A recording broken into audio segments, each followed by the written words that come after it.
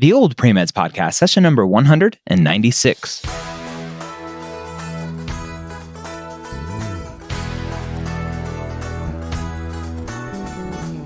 You're a non-traditional student entering the medical field on your terms. You may have had some hiccups along the way, but now you're ready to change course and go back and serve others as a physician.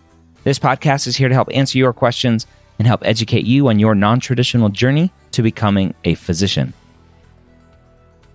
Welcome to the OldPreMeds podcast. My name is Dr. Ryan Gray, your host here every week, where I take questions directly from the non-traditional pre-med forum over at premedforums.com. This week, we have Joe asking two separate questions here. And the first one is about how to categorize an experience.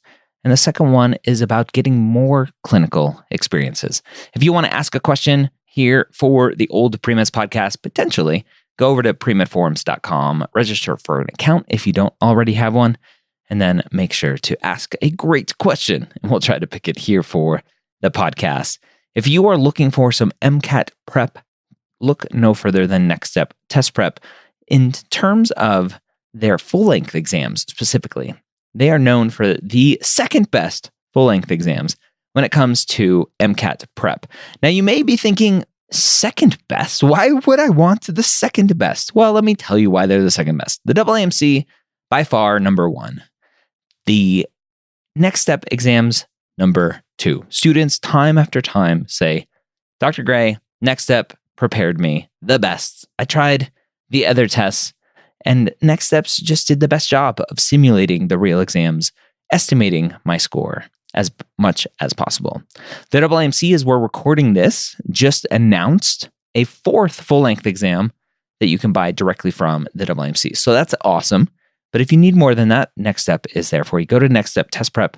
Use the promo code MSHQ to save 10% off of those exams. All right, let's jump into our question now. Joe says, I'm hoping if you can help me out.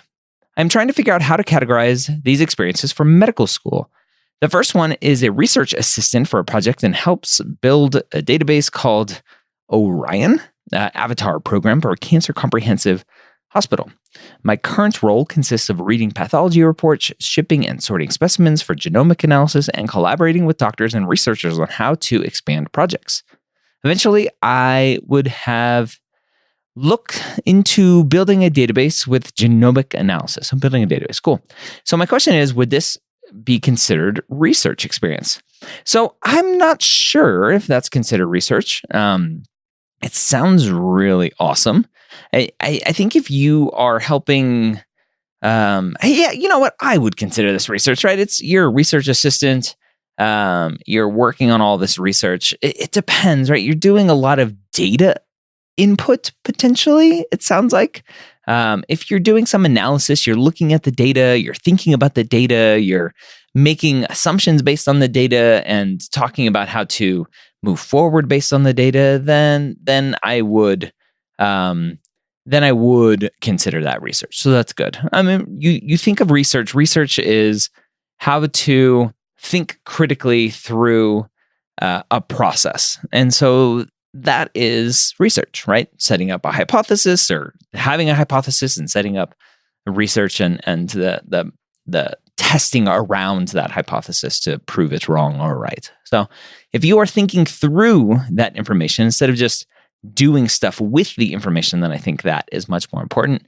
But in the end, I think it's easy to call research. All right, the second question here is about clinical experience. Joe says, I've been looking into getting more clinical experiences. A couple of years ago, I used to volunteer at a hospital for 5 years, logging 1,000 hours.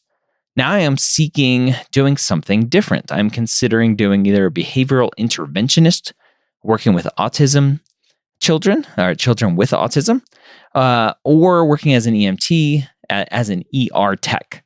My concerns for behavioral tech is that it would not be clinical experience for some medical schools. I don't know why it wouldn't.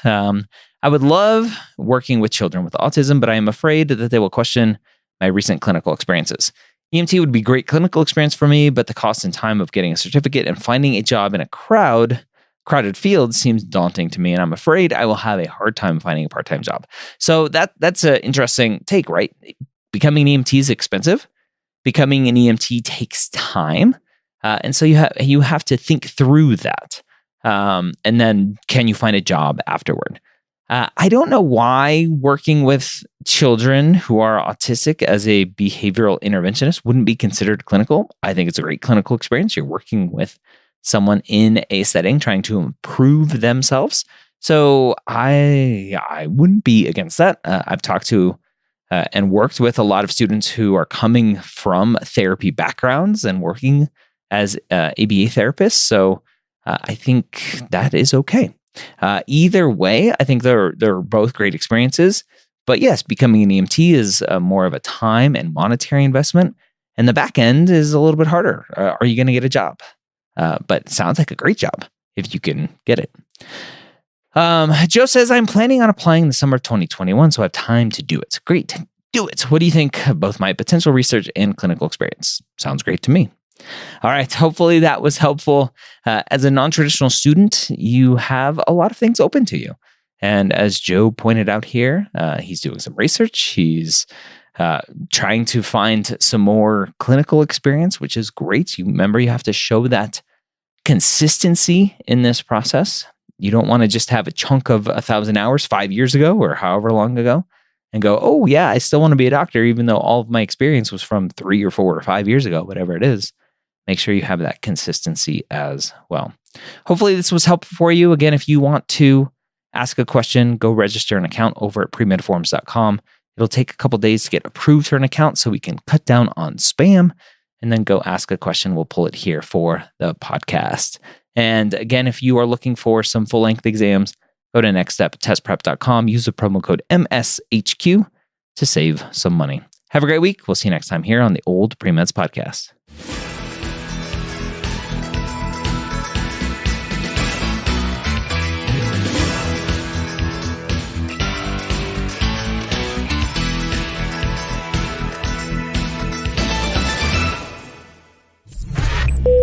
This is MedEd Media.